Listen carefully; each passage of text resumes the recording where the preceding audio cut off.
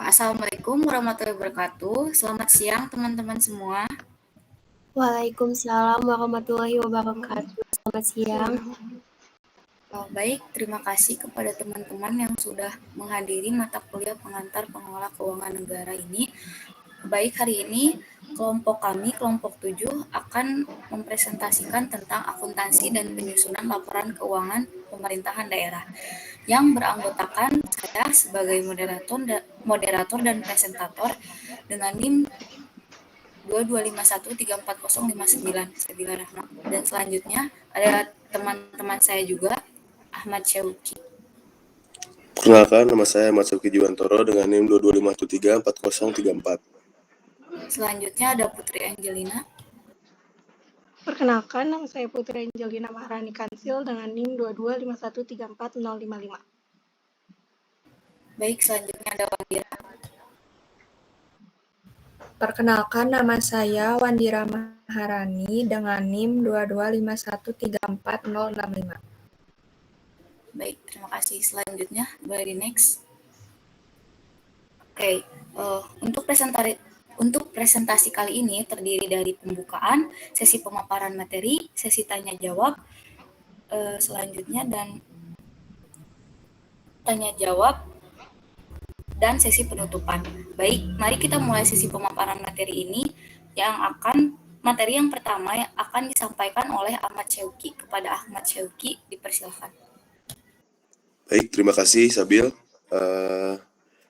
Kali ini saya akan menjelaskan mengenai manajemen keuangan publik. Oke, boleh di next slide-nya. Oke, pada dasarnya performance budget adalah sistem penyusunan dan pengelolaan anggaran daerah yang berorientasi pada pencapaian hasil atau kinerja. Kinerja tersebut harus mencerminkan efisiensi dan efektivitas pelayanan publik. Kemudian, perubahan dalam pengelolaan keuangan daerah harus tetap berpegang pada prinsip-prinsip pengelolaan keuangan daerah atau anggaran yang baik.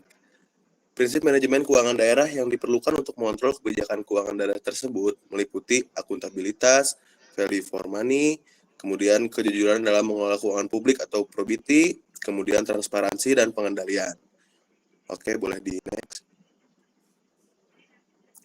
Nah, dalam salah satu prinsip tata pemerintahan yang baik dalam kesepakatan beberapa asosiasi tersebut adalah akuntabilitas.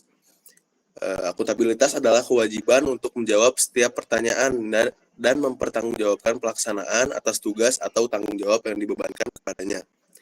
Akuntabilitas pemerintah yang meningkat merupakan langkah yang diperlukan bagi masyarakat dan pemerintah daerah untuk mencapai value for money atau kemanfaatan yang besar atas dana yang dialokasikan. Pejabat yang bertanggung jawab atas pelaksanaan akuntansi keuangan yaitu Bendahara Umum Negara (BUN) atau Bendahara Umum Daerah (BUD) dan pengguna anggaran.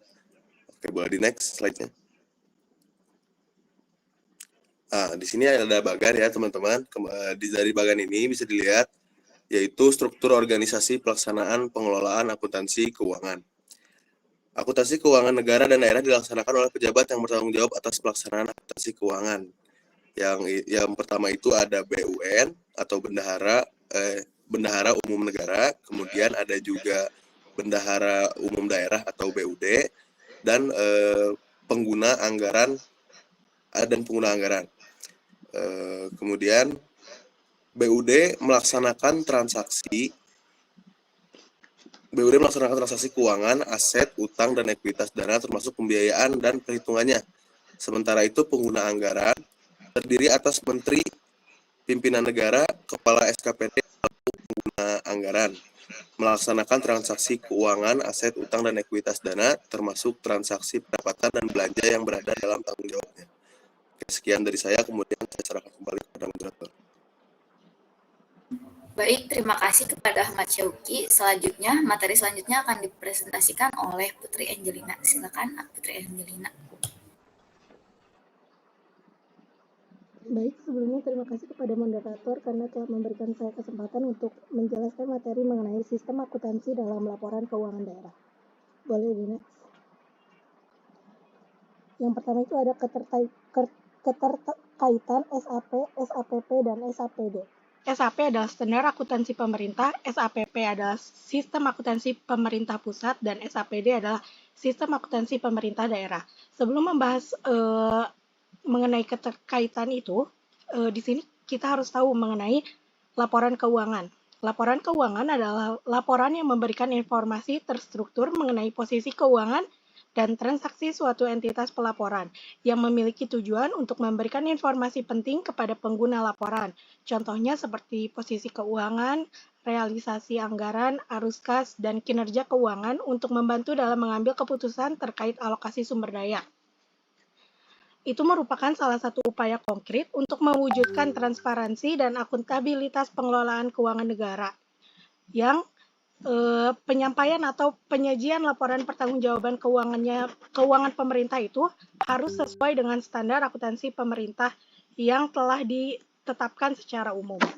Boleh di next? Nah, sekarang kita masuk ke standar akuntansi pemerintah. Standar akuntansi pemerintah adalah serangkaian prosedur manual maupun terkomputerisasi mulai dari pengumpulan data, pencatatan, pengikhtisaran, dan pelaporan posisi keuangan dan operasi keuangan pemerintah. Atau SAP juga bisa disebut sebagai prinsip-prinsip akuntansi yang diterapkan dalam menyusun dan menyajikan laporan keuangan pemerintah. Boleh di next? Nah, standar akuntansi pemerintah itu ditetapkan pada setiap lingkup pemerintahan, mulai dari pemerintahan pusat, pemerintahan daerah, dan satuan organisasi di lingkungan pusat ataupun daerah. Untuk mengimplementasikan SAP tersebut, ada beberapa hal yang harus dipenuhi. Yang pertama ada persiapan sumber daya manusia. Dalam persiapan sumber daya manusia ini, pemerintah dapat melakukan sosialisasi atau pelatihan yang berisi mengenai standar akuntansi pemerintah, atau juga pemerintah dapat melakukan rekrutmen untuk masyarakat yang memiliki latar belakang akuntansi. Lalu yang kedua, pengembangan SAPP atau SAPD. Pengembangan sistem akuntansi pemerintah dilakukan sesuai dengan kebutuhan dan mempertimbangkan kondisi yang ada. Lalu yang ketiga, penyiapan regulasi. Regulasi dibuat sesuai dengan cakupan kewenangannya. Misalnya di sini kita membahas mengenai akuntansi, maka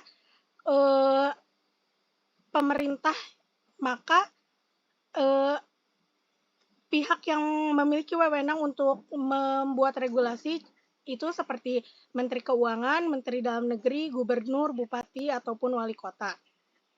Lalu selanjutnya ada penyiapan bagan akun standar. Selanjutnya penyiapan sarana. Sarana di sini contohnya seperti komputer, ruangan, dana, serta sarana pendukung lainnya, dan juga penyediaan dana. Boleh di next?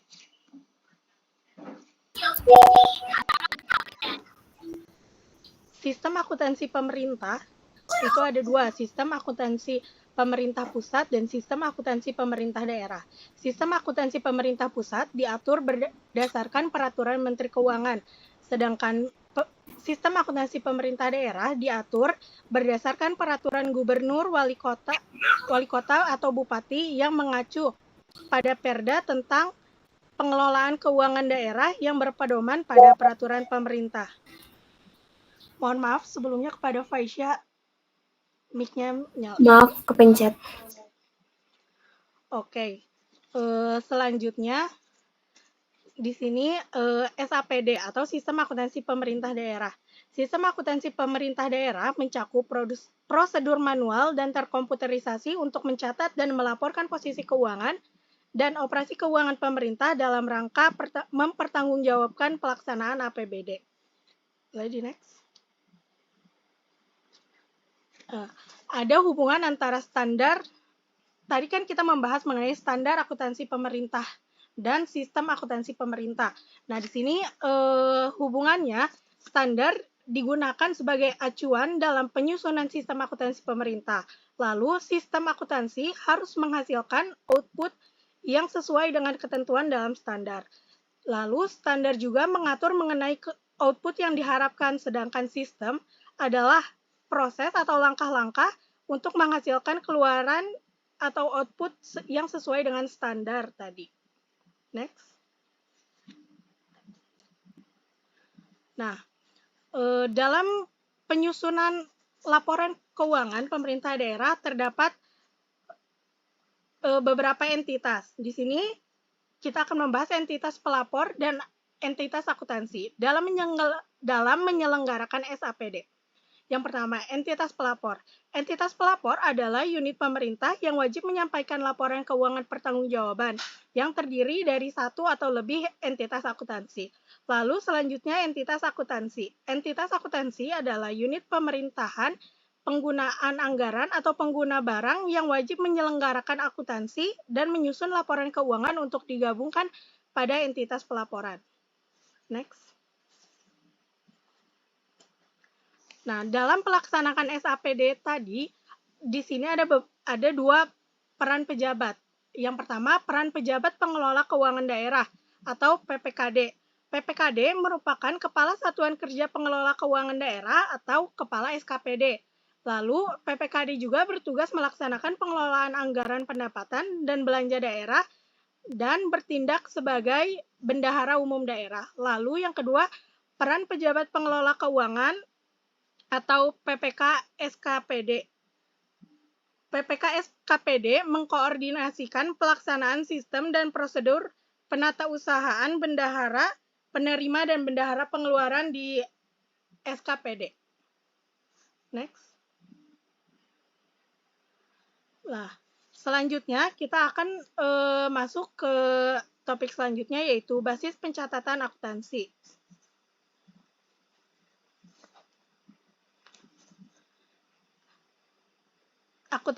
Akuntansi adalah proses yang melibatkan pencatatan, pengukuran, pengklasifikasian, pengikhtisaran transaksi, dan kejadian keuangan serta penyajian laporan atas hasilnya. Yang pertama di sini ada pencatatan. Pencatatan di sini berarti semua transaksi yang terjadi itu dicatat dan dimasukkan ke dalam buku transaksi. Lalu yang kedua pengikhtisaran. Pengikhtisaran di sini merupakan kumpulan dari hasil-hasil pencatatan yang sudah dilakukan sebelumnya. Dan yang ketiga adalah penyajian. Penyajian di sini berupa laporan keuangan yang berisi transaksi-transaksi yang sudah dicatat dan dilakukan pengikhtisaran yang disajikan melalui laporan keuangan. Next. Nah, basis pencatatan akuntansi sangat penting dalam akuntansi pemerintah karena mempengaruhi informatif atau tidaknya laporan keuangan. Dalam persamaan akuntansi pemerintah, itu harta sama dengan hutang tambah modal atau aktiva sama dengan pasiva. Dalam menyusun APBD, pemerintah itu harus memiliki aktiva ini dan pasiva ini. Dan apabila pemerintah tidak memiliki itu, maka tidak dapat melakukan penyusunan APBD. Next.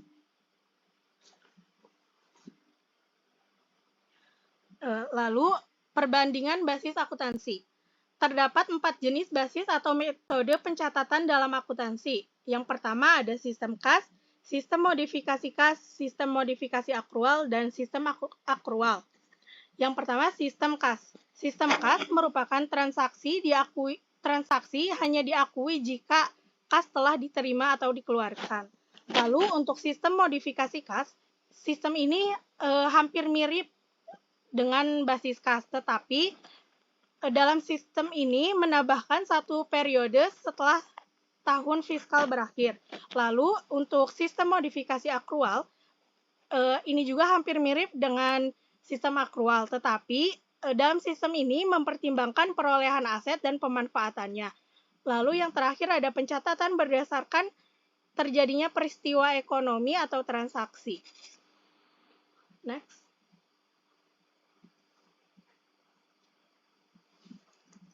Nah, pemilihan antara dalam pencatatan akuntansi terdapat 2 basis. Yang pertama, basis kas dan basis akrual. Sistem akuntansi berbasis kas, sistem kas mengakui transaksi hanya saat uang tunai berpindah tangan, sementara untuk sistem akrual mengakui transaksi berdasarkan peristiwa ekonomi. Next. Nah, dalam basis pencatatan akuntansi, ada beberapa persyaratan yang harus dipenuhi. Yang pertama, sistem pembukuan yang baik, sistem konsisten dalam mencatat pengeluaran dan penerimaan, dokumentasi konsep dan prosedur akuntansi, konsistensi dalam laporan keuangan, dan transparansi dalam laporan. Penyelarasan sistem akuntansi ini, akuntansi yang mirip dengan sistem akrual meningkatkan transparansi dan akuntansi pelaporan keuangan pemerintah, tetapi perlu dikelola secara hati-hati terutama di negara berkembang. Oke, next. Oke, cukup sekian dari saya. Mohon maaf apabila ada kekurangan, saya kembalikan kepada moderator. Baik, terima kasih kepada Putri Angelina. Materi selanjutnya akan dipresentasikan oleh Wandira. Kepada Wandira, waktu dan media saya persilakan. Terima kasih kepada moderator yang telah memberikan saya kesempatan untuk memaparkan materi. Materi selanjutnya ada reformasi sistem akuntansi pemerintahan di Indonesia. Boleh di next? Nah, dari PP nomor 24 tahun 2005 dapat diketahui bahwa Indonesia pernah mempunyai 3 sistem akuntansi yang berbeda. Ada sistem akuntansi sebelum era otonomi daerah, dan ada juga sistem akuntansi sesudah era otonomi daerah. Untuk sistem akuntansi sebelum era otonomi daerah, ini berdasar UU nomor 22 tahun 1999 dan UU nomor 25 tahun 1999. Di mana di dalamnya itu terdapat sistem manual administrasi keuangan daerah atau MAKUDA yang diatur di PP nomor 5 tahun 1975 tentang pengurusan, pertanggungjawaban, dan pengawasan keuangan daerah. Dan dari PP nomor 6 tahun 1975 tentang cara penyusunan APBD, pelaksanaan tata usaha keuangan daerah, dan penyusunan perhitungan APBD. Kemudian untuk sistem akuntansi sesudah era otonomi daerah, terdiri dari sistem berdasarkan PP nomor 105 tahun 2000 dan sistem berdasarkan PP nomor 24 tahun 2005 yang menegaskan bahwa SAP atau Standar Akuntansi Pemerintahan yang disusun oleh KSAP atau Komite Standar Akuntansi Pemerintahan merupakan pernyataan standar akuntansi pemerintahan atau PSAP. Dan sistem akuntansi yang berlaku sampai saat ini yaitu sistem berdasarkan PP nomor 24 tahun 2005. Oke, boleh next. Nah, kemudian ada sistem akuntansi berdasarkan pernyataan standar akuntansi pemerintahan. Nah, standar akuntansi itu adalah hal yang penting dalam sistem akuntansi dan pelaporan keuangan. Jadi, standar akuntansi itu digunakan sebagai acuan atau prinsip yang harus diikuti dalam pembuatan laporan keuangan. Oke, boleh next. Nah, selanjutnya di sini ada tabel 13.1, yaitu tabel perbandingan sistem akuntansi keuangan daerah. Ada yang berdasarkan MAKUDA tahun 1981, PP nomor 105 tahun 2000, dan PP nomor 24 tahun 2005.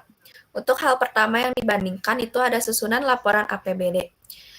Untuk MAKUDA 1981 menggunakan single entry dan dual budget.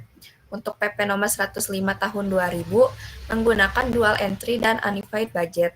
Untuk PP nomor 24 tahun 2005 menggunakan dual entry dan unified budget.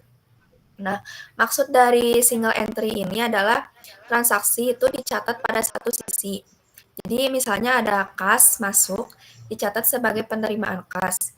Terus kas keluar dicatat sebagai pengeluaran kas. Terus kalau untuk dual entry itu pencatatan setidaknya melibatkan 2 akun. Misalnya perusahaan membeli persediaan atau inventory secara tunai, maka akan dicatat untuk persediaan di debit dan kas di kredit. Kemudian untuk dual budget itu anggaran dipisahkan antara anggaran rutin dan anggaran pembangunan. Sedangkan untuk unified budget itu penyusunan anggarannya terintegrasi untuk seluruh jenis biaya. Nah, kemudian hal selanjutnya yang dibandingkan ada laporan yang dihasilkan. Untuk Makuda tahun 1981, menghasilkan laporan perhitungan anggaran dan nota perhitungan. Untuk PP nomor 105 tahun 2000, ada laporan perhitungan anggaran dan nota perhitungan, neraca daerah, dan arus kas.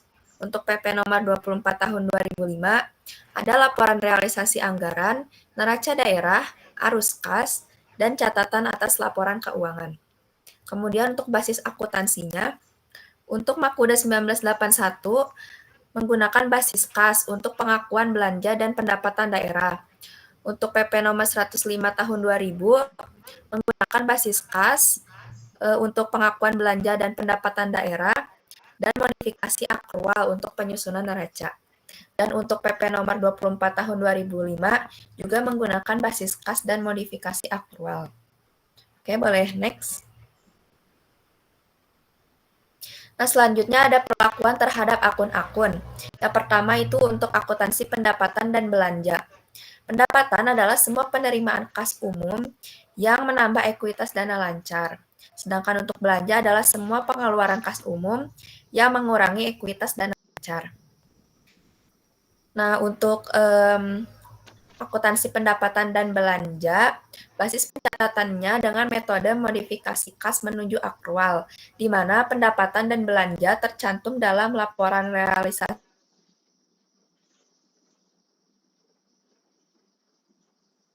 pendapatan, itu mendebit kas dan mengkredit pendapatan. Kas masuk ke neraca, pendapatan masuk ke laporan realisasi anggaran. Kemudian untuk saat terjadi belanja, debitnya aset tetap dan kreditnya kas. Kemudian untuk akuntansi persediaan. Menurut PSAP, aset lancar itu dalam bentuk barang atau perlengkapan untuk mendukung kegiatan operasional pemerintah dan barang untuk dijual atau diserahkan dalam memberikan pelayanan ke masyarakat. Nah, saat catat transaksi pembelian, debitnya belanja barang pakai habis, kreditnya kas.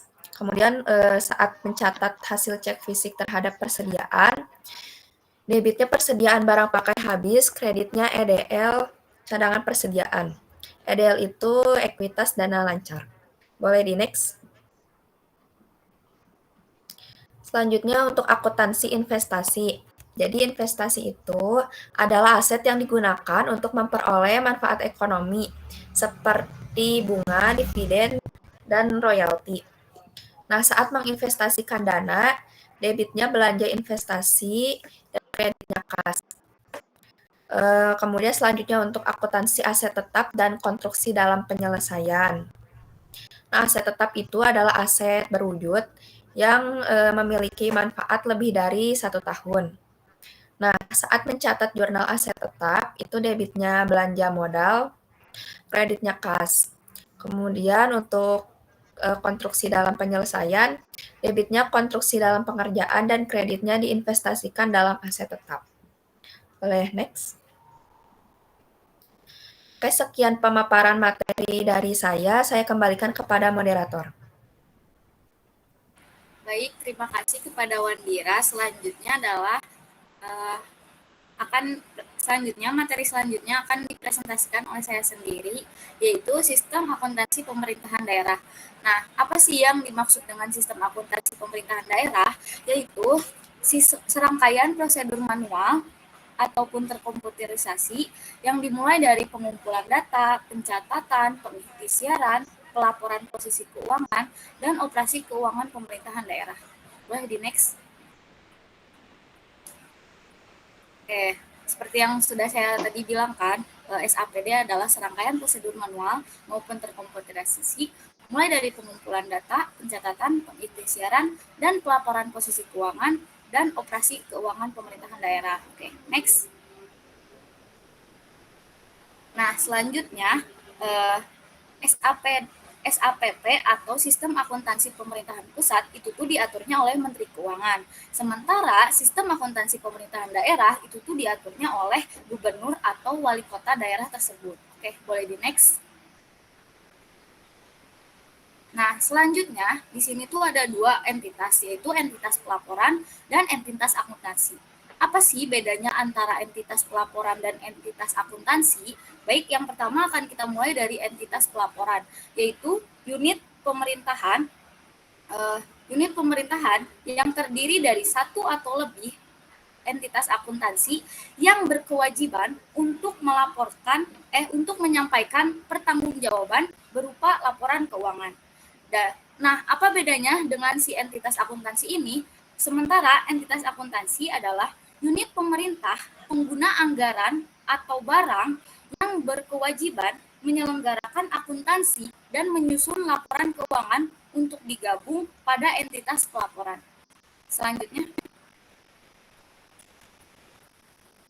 Selanjutnya di sini ada bagan.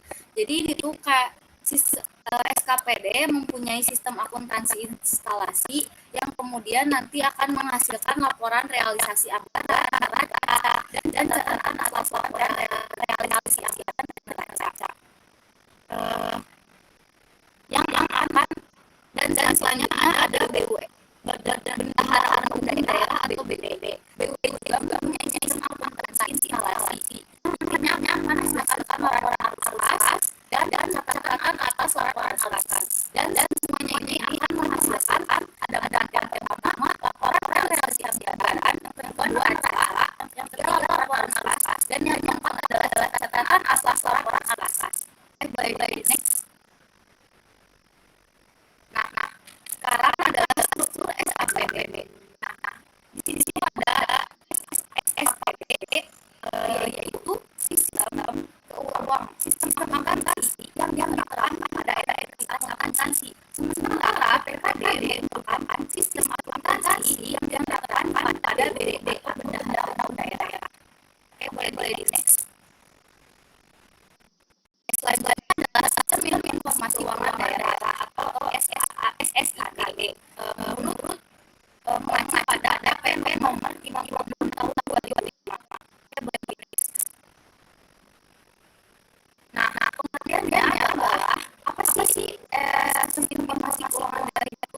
Sistem yang mendokumentasikan, mengadministrasikan data pengelolaan keuangan daerah ataupun lainnya yang menjadi informasi yang disajikan kepada masyarakat atau sebagai perencanaan, pelaksanaan, dan laporan tanggung jawab pemerintah daerah. Oke, baik.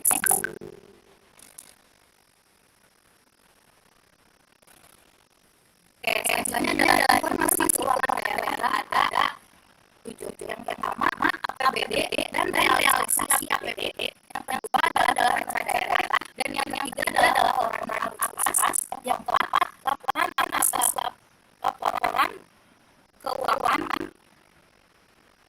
Yang keempat adalah catatan atas laporan keuangan daerah dan yang kelima adalah dana desentralisasi dan dana tugas pembantuan. Yang keenam adalah laporan perkembangan perusahaan daerah dan yang ketujuh adalah data yang berkaitan dengan kebutuhan fiskal. Oke, boleh di next. Nah, informasi yang ditampilkan dalam informasi keuangan daerah itu ada dua. Yang pertama informasi umum, yaitu informasi yang boleh diakses secara umum oleh publik.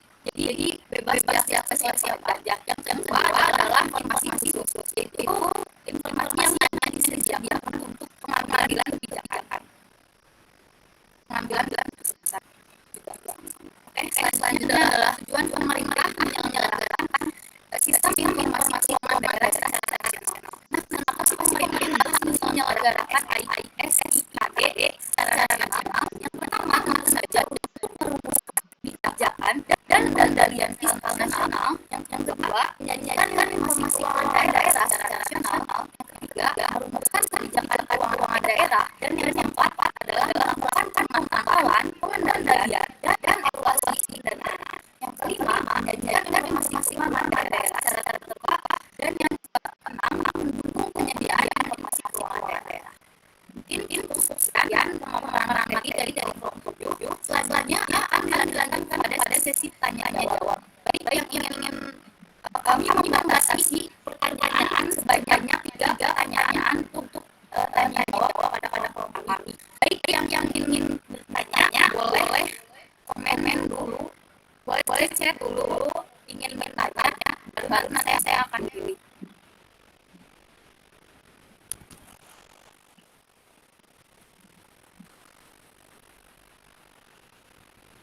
Baik, sudah ada 3 penanya pertama, yaitu Wanda. Silakan pada Wanda. Izin bertanya. Terima kasih Kak Fadil atas kesempatannya. Dan pertanyaannya, tidak ada aman antara transisi sistem aset dan sistem awal. Dan bagaimana perbedaan ini mempengaruhi transaksi keuangan. Apakah pada teman-teman saya mengulang pertanyaannya? Mungkin untuk pertanyaannya boleh dikirim di grup WhatsApp. Oke. Terima kasih. Baik, selanjutnya ada pada Terima kasih izin bertanya. Ini mengenai standar angsuran pemerintahan atau SPP dan nomor 12 tahun 2002. Pertanyaannya yaitu bagaimana standar angsuran pemerintahan berkontribusi pada penyusunan laporan pemerintah dan mencapai prestasi dalam apakah ini ulang pertanyaannya sudah cukup teman-teman? Mungkin untuk yang bertanya semuanya langsung setelah membacakan pertanyaan di sini boleh langsung dikirim aja di WhatsApp. Baik, selanjutnya kepada Zalas silakan. Baik, terima kasih kepada pertanyaannya. Saya bertanya, bagaimana sisi pemerintah dari akuntabilitas dan transparansi ini memberikan pengelolaan daerah dan mencapai terima kasih. Baik, terima kasih kepada Zalas, Kamila dan Wanda. Mohon maaf kepada Emmanuel karena kami membatasi pertanyaan sama 3 pertanyaan. Jadi untuk tanya jawab cepat. Selanjutnya berikan minta izin untuk memberikan waktu berdiskusi selama 5 menit untuk mencari jawaban, untuk mendiskusikan jawaban. Selanjutnya akan kami setelah 5 menit akan kami paparkan jawaban yang telah didiskusikan.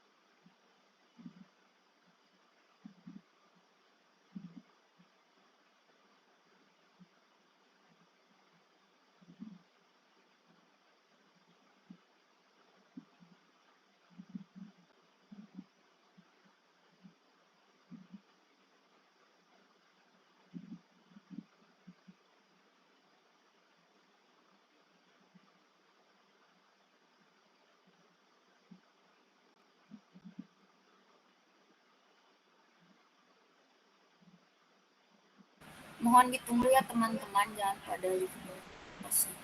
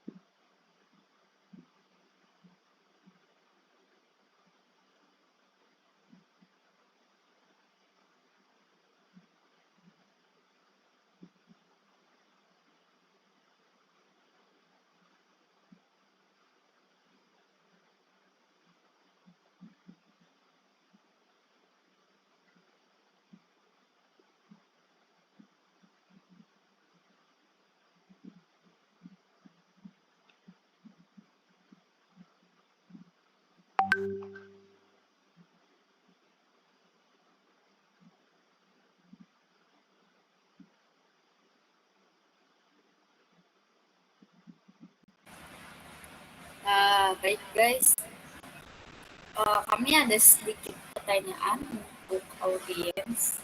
Boleh kepada Putri Angelina, dipersilakan pertanyaannya.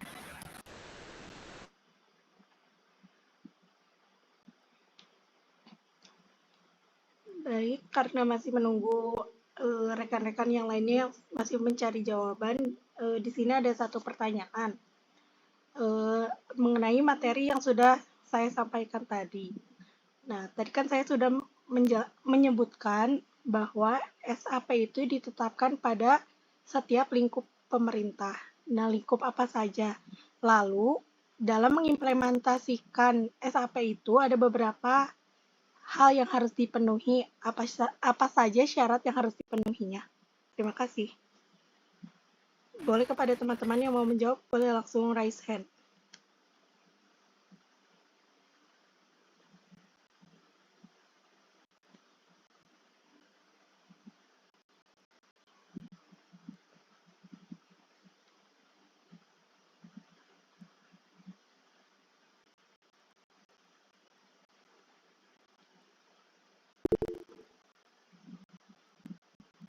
Silakan kepada Felicia. SAP, izin menjawab. Nama saya Felicia Tabino Mestari, saya 22 SAP yang ditetapkan pada lingkup 1 ada pemerintahan pusat, 2 ada pemerintahan daerah, 3 ada satuan organisasi di lingkungan pusat atau daerah. Persyaratan dalam mengimplementasikan SAP: 1. Persiapan sumber daya manusia, 2. Pengembangan SAP APD, 3.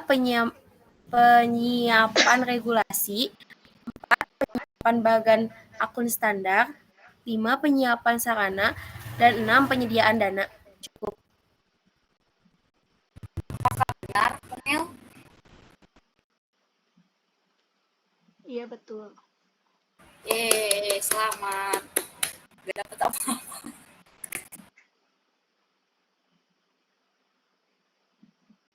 Oke, karena waktu sudah menunjukkan lebih dari 5 menit, kelompok kami ingin mencoba menjawab pertanyaan dari teman-teman sekalian. Baik, yang pertama akan dijawab oleh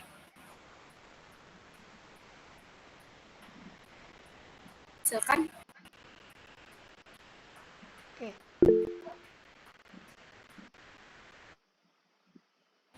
Di sini saya akan menjawab pertanyaan dari Wanda.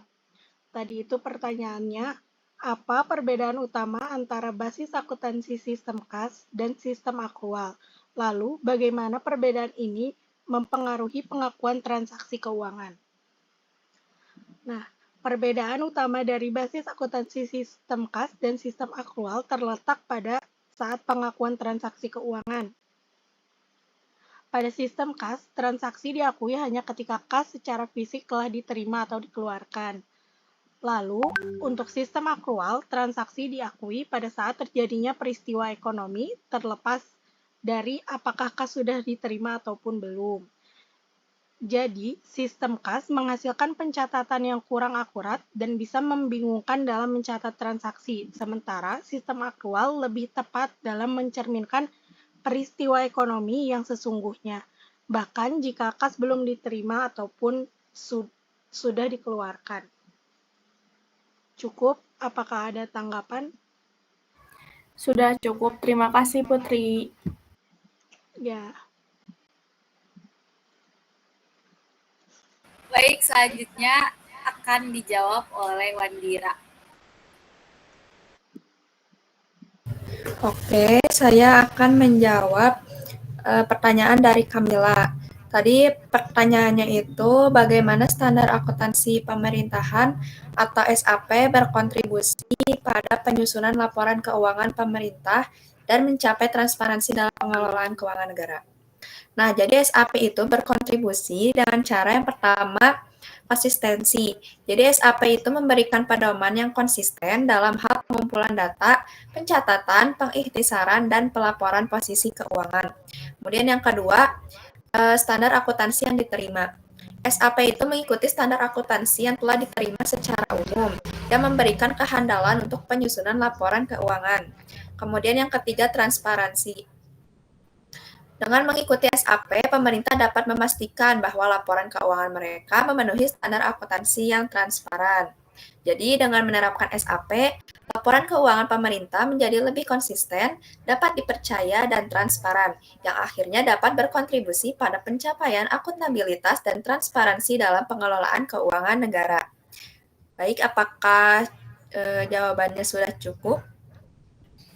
Cukup, terima kasih. Oke, terima kasih. Pertanyaan selanjutnya akan dijawab oleh Ahmad Syauqi. Silakan kepada Ahmad Syauqi. Baik, terima kasih Sabil. Izin menjawab dari pertanyaan Zalfa ya. Bagaimana prinsip-prinsip tata pemerintahan yang baik seperti akuntabilitas dan transparansi dapat meningkatkan pengelolaan keuangan daerah dan mencapai value for money dalam alokasi dana. Oke, jadi caranya dari segi akuntabilitas, dengan menerapkan akuntabilitas yang kuat, pemerintah daerah diwajibkan untuk mempertanggungjawabkan penggunaan dana publik dan hasil kinerja mereka. Kemudian dari transparansi, dengan menjaga tingkat transparansi yang tinggi dalam proses pengelolaan keuangan daerah, masyarakat dapat melihat dengan jelas bagaimana dana publik digunakan. Dan untuk value for money-nya sendiri, prinsip tata pemerintahan yang baik seperti efisiensi dan efektivitas berkontribusi untuk mencapai value for money dengan mengelola dana secara efisien dan mencapai hasil yang diinginkan dengan biaya minimal. Pemerintah daerah dapat memberikan manfaat yang optimal kepada masyarakat. Begitu. Terima kasih. Apakah cukup kepada Zalfa atau ada tanggapan? Sudah cukup, terima kasih. Baik, karena kita sudah melewati sesi pemaparan materi, tanya jawab, sekarang adalah sesi penutupan. Terima kasih, saya ucapkan terima kasih sebesar-besarnya kepada teman-teman yang sudah menghadiri kuliah hari ini. Dan kepada teman tim saya, kelompok 7, terima kasih yang sudah bekerja sama dari awal hingga akhir sampai kita selesai presentasi. Oke, wabillahi taufiq wal hidayah. Assalamualaikum warahmatullahi wabarakatuh. Terima kasih semuanya. Waalaikumsalam warahmatullahi wabarakatuh. Waalaikumsalam warahmatullahi wabarakatuh. Terima kasih. Mau foto dulu